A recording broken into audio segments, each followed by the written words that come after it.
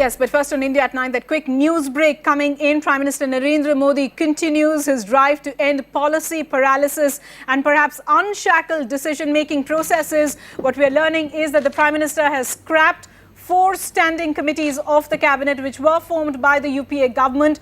The discontinued committees were those formed to manage natural calamities, inflation, World Trade Organization and of course the UPA's flagship Aadhaar project. The Prime Minister will also be reconstituting the crucial and very powerful Cabinet Committee on Economic Affairs and Security. Our correspondent Arunima is joining us for a quick update. Arunima, it's the second major decision in a sense to end the UPA government's legacy. Is this a complete scrapping of the 4 standing committees that we spoke about? Well, you're absolutely right. The first decision, in fact, was to scrap the group of ministers, GOM, and yesterday Prakash Javadekar and today Power Minister Piyush Goyal, both were, taking a lot of pain to tell us how GOMs did not do as much work as the new government is doing when the ministers just pick up the phone and speak to each other to sort out issues. Now, after that comes this decision to scrap some cabinet committees.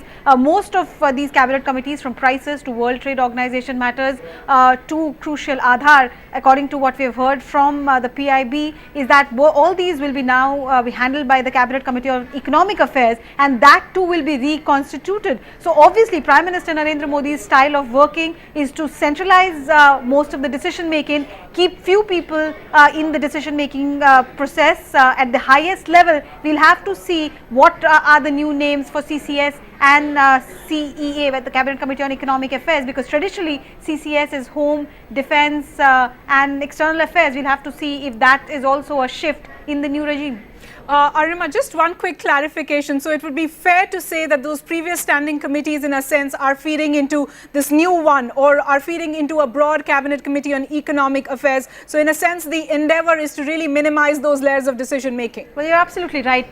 PIB's press information says that on natural calamities decisions will be taken by the full cabinet. On the price and WTO organization matters, Economic Affairs Cabinet Committee will handle, and on Aadhaar it goes on to say that most important decisions have already been taken. There is nothing left to decide now, and whatever is left can be decided by the Cabinet Committee on Economic Affairs. So we'll have to see if there's a signal on the fate of Aadhaar. The matter is already sub judice. We'll have to see if the government changes its stance when the matter comes up in Supreme Court next on the utility of Aadhaar.